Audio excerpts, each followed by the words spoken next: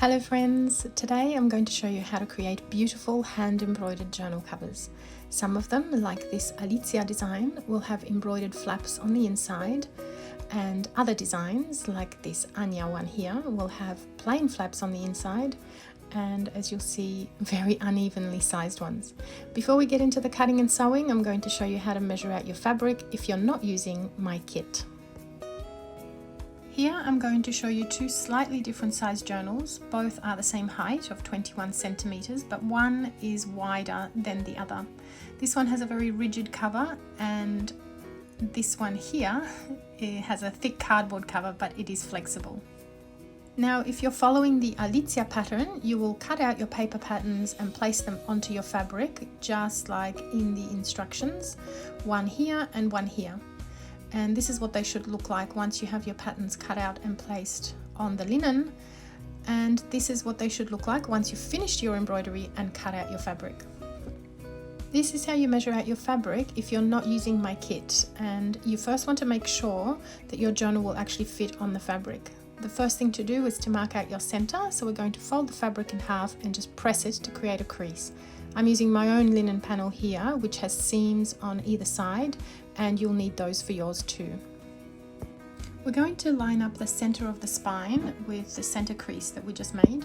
Place your book over the center crease like this, and then lay it down to one side.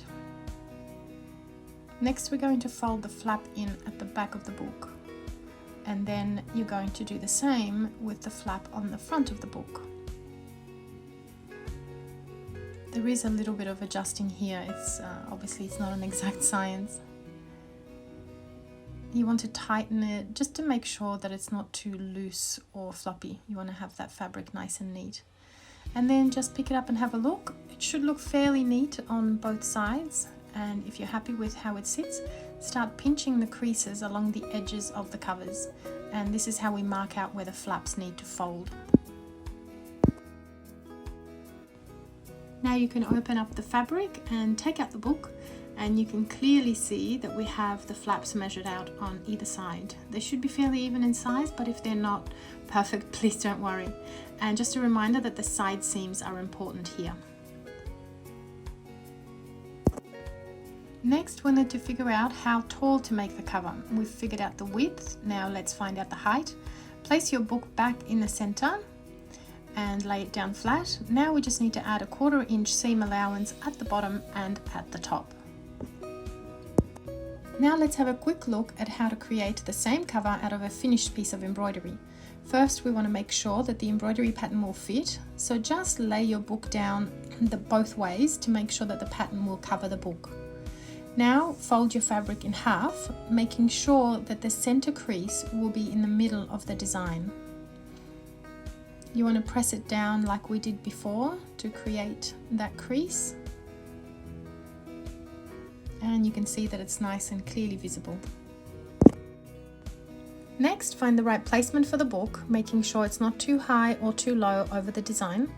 Line the spine up with the center seam, and then once again we're going to lay it down to one side, fold in the back flap, and then you're going to fold in the front flap. Oh, sorry about my head getting in the way there.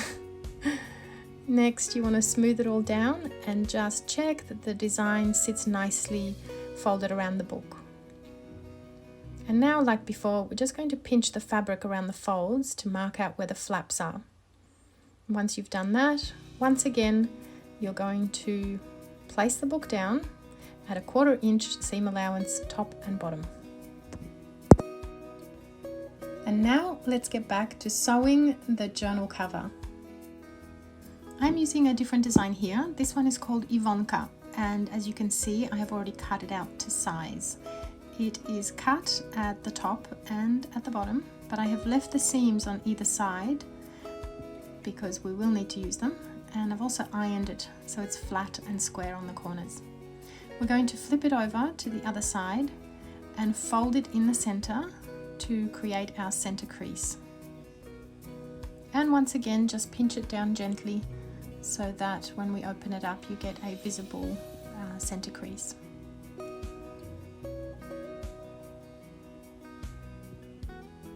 There, that's pretty clear right down the middle.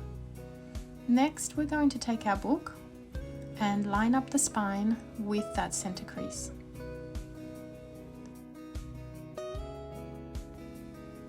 Lay the book down to one side like before, and you can probably see here already that 1/4 inch seam allowance that I've left at the top and bottom.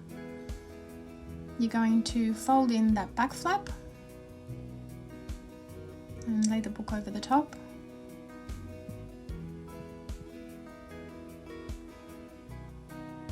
And then we're going to fold the fabric over and fold that front flap over the front cover. Once again, just inspect it and have a look to make sure that the design covers the book really nicely and that nothing is too loose. Have a look at it from all angles, and I can see that my cover is a little bit loose, so I'm just going to tighten it up on that side, and all you need to do is really just sort of pull it in a little bit deeper to the inside, so make that flap a little bit deeper. Now having a look at it, and in all honesty, I don't like that this is on the front. I would prefer this design to be on the front because I like that curve and the flower to be at the top. So I'm just going to quickly flip it over, but this is something to be considered. Whatever design you're making on your journal cover is to think about what you would like on the front, because sometimes we forget about that. Once again, I'm just going to fold that flap over at the back and at the front.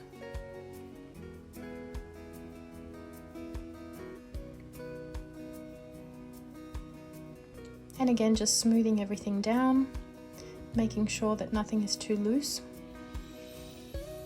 Have a look at it from both sides. It looks a little bit loose at the back to me, and at the front actually. So once again, I'm just going to tighten that, just pulling that flap down a little bit more, smoothing it over again. That looks pretty good. Now let's have a look at it from underneath. No, see, that still looks a little bit loose to me. I mean, it doesn't have to be perfect, but it's nice to just sort of pull that fabric in as much as possible, because you don't want a loose and floppy cover. So I think that should do it now. Yep, that looks good. So now I'm going to go ahead and just pinch that edge. This is where we're going to be marking out the flaps, remember? I hope it's all coming together for you.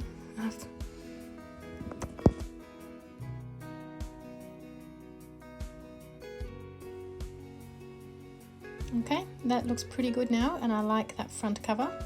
So I can open that out and remove my book. Now, the next thing that's important is these two crease lines have to be folded the right way.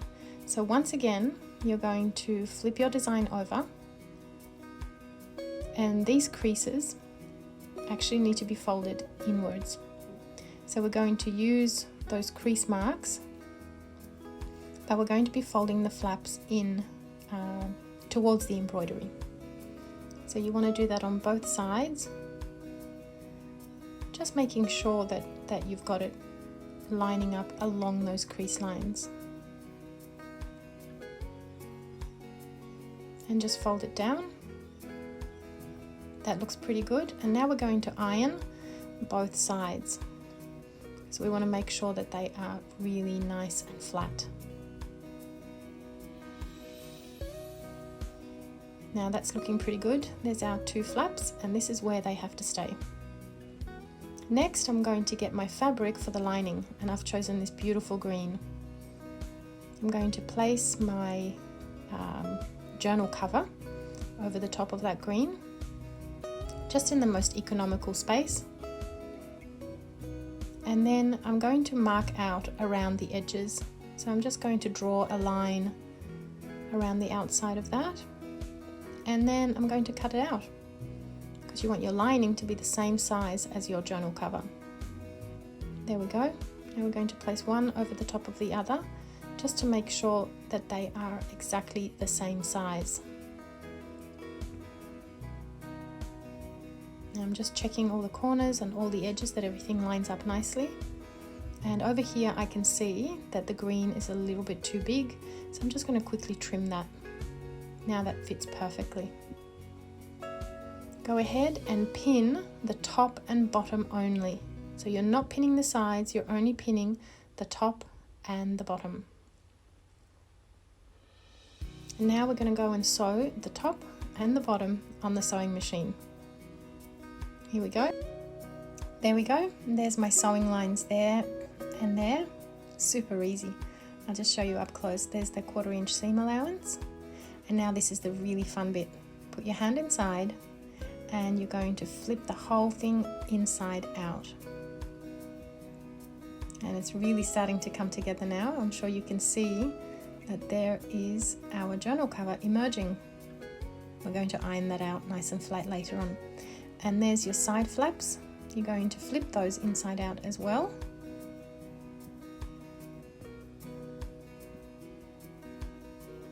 And here's our book cover. It's really coming together. It's a little bit floppy.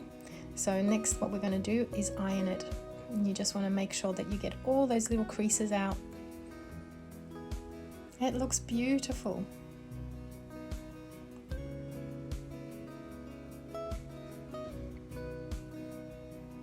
Now let's get our book and see how it fits. You're just going to slide that front cover into the front flap. And then you'll just need to bend it slightly so that you can reach into the back flap there.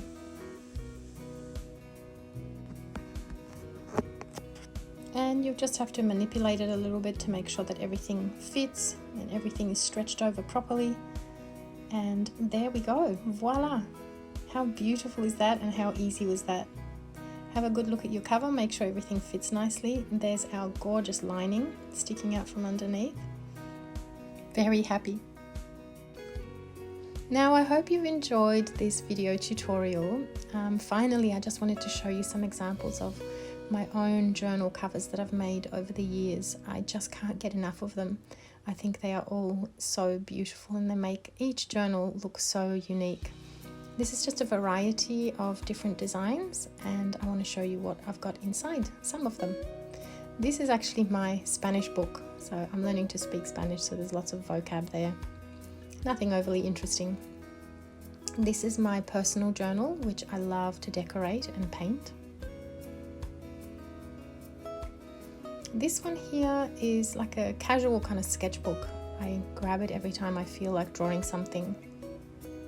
And this one here is, I guess it's another sketchbook. I've got some drawings and paintings in there. And this one here, more drawings and paintings. These are for embroidery designs and for ideas.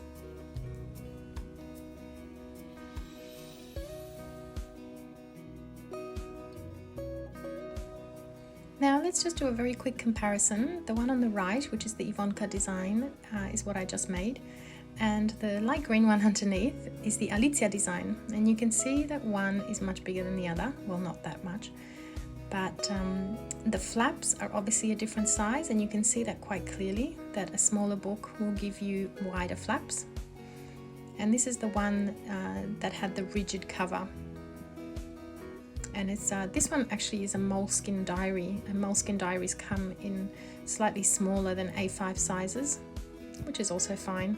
You just want to make sure that the height is correct. They're usually 21 centimeters high.